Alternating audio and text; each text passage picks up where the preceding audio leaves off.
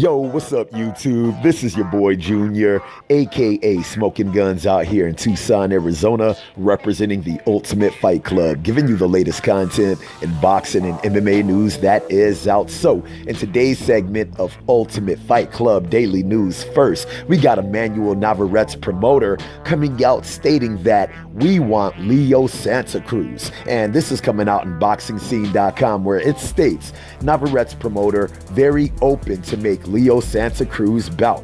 And in this article it states, Zanford Promotions head Fernando Beltran is enjoying a hot streak right now, presiding over a stable highlighted by Juan Francisco Estrada, Jaime Munguia, Miguel Berchelt, Luis Neri, Jose Uzcategui, and EMMANUEL Navarrete. Beltran has big plans for his WBO Super Bantamweight titleist Navarrete, who will be the co-featured attraction this weekend in Las Vegas for the Tyson Fury Otto Wallin undercard on ESPN+. He's the best 122-pounder in the world. I want to make him famous, and this is a way to do it. He barely fought that night. He's old school. He wants to be back in the ring immediately. Why wait? Let's make the fighters fight, Beltran told BoxingScene.com. I see EMMANUEL entirely cleaning out the division and then moving up in weight to 126. But if Leo Santa Cruz wants to fight us, we'll move all the way up to 130. That is a fight I would absolutely consider tomorrow.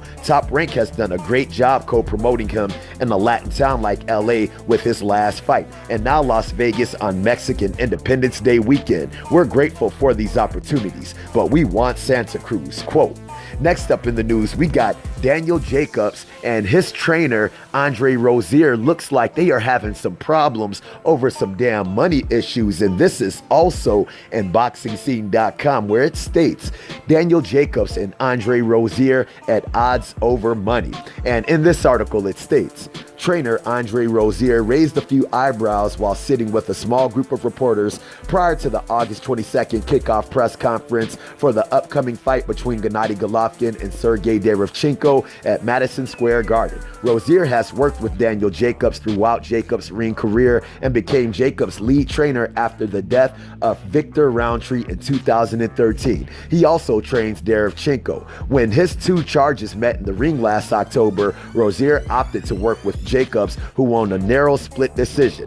Asked at the time about the situation, Derevchenko told the media, I said to him, Andre, I understand. You worked with Daniel since he was a kid. If I'm Andre, I do the same thing. Fast forward to August 22nd, Rozier was asked if the outcome of Jacobs Derevchenko might have been different if he'd been working Sergey's corner. If I was with Sergey against Danny, Rozier answered, we would have won that fight because I was in the corner. That seemed uncharacteristically self-aggrandizing for Rozier and a bit disloyal to Jacobs. But there's a backstory. Rozier has trained Jacobs for years without a written contract. As Daniel's purses got bigger, Andre, by mutual agreement, was paid less than the standard 10% trainer's fee. It's not unusual for a fighter to renegotiate his trainer's share of the purse when the purse numbers become stratospheric. Earlier this year, Gennady Golovkin did just that with trainer Abel Sanchez. Sanchez chose not to accept the adjustment that was offered, and the two men parted ways.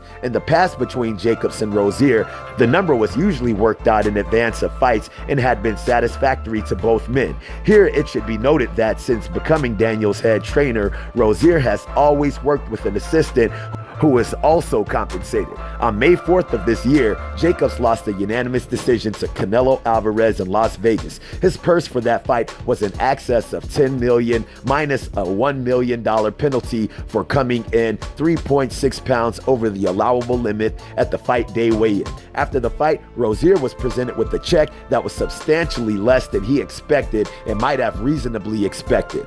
It's not a cut and dried situation. In recent years, Rozier has been successful in and out of the ring. This success has led to increasing demands on his time, leaving some to question whether Daniel received his trainer's full attention in the days leading up to the Canelo Jacobs fight, which was the most important fight of Daniel Jacobs' life. Right now, there are hard feelings, but the two sides are in discussions through an intermediary. Ideally, they'll work things out and move forward as a team in the future. Quote. Next up in the news, we got Bob Arum coming out stating that Lomachenko may wait out the rest of the year until the Richard Commey Teofimo Lopez winner. And this is coming out in BoxingNews24.com, where it states, Arum says Lomachenko to wait for Commey Lopez winner. And in this article, it goes on to state, unless a big overseas offer comes in, Vasiliy Lomachenko will be waiting to fight the winner of Richard Commey versus Teofimo Lopez for the undisputed lightweight championship, according to promoter Bob Arum. He spoke to Lomachenko's manager, Aegis Klimas, and the plan is for Lomachenko to wait to face the Commey Teofimo winner in early 2020. As such, Lomachenko won't be defending his WBA, WBC, WBO 135-pound titles in December.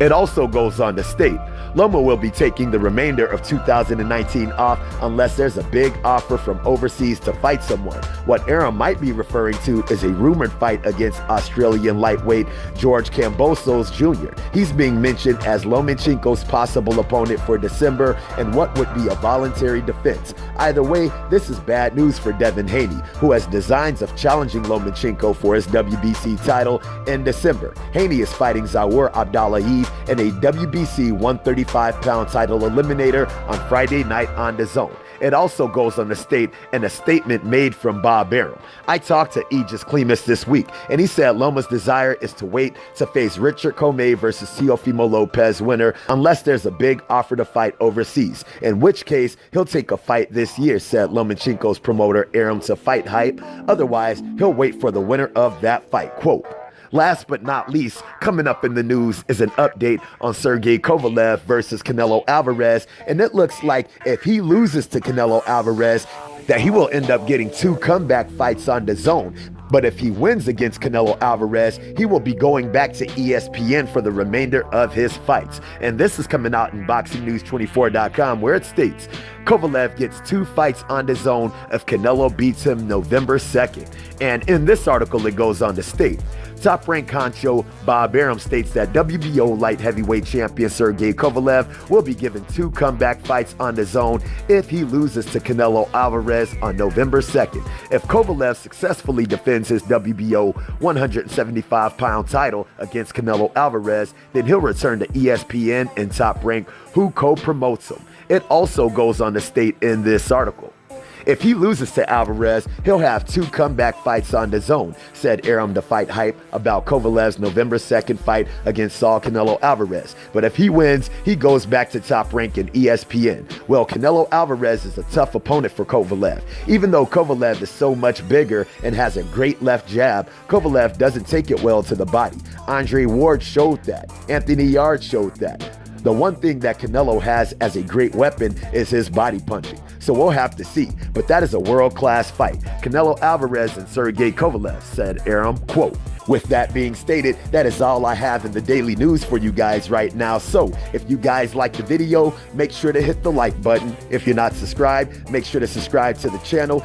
And if you guys have any kind of questions, any kind of comments about the daily news that is in the video, make sure to hit me up in the comment section and I'll be sure to hit you guys up. All right. So I hope you like the video. Holla at your boy.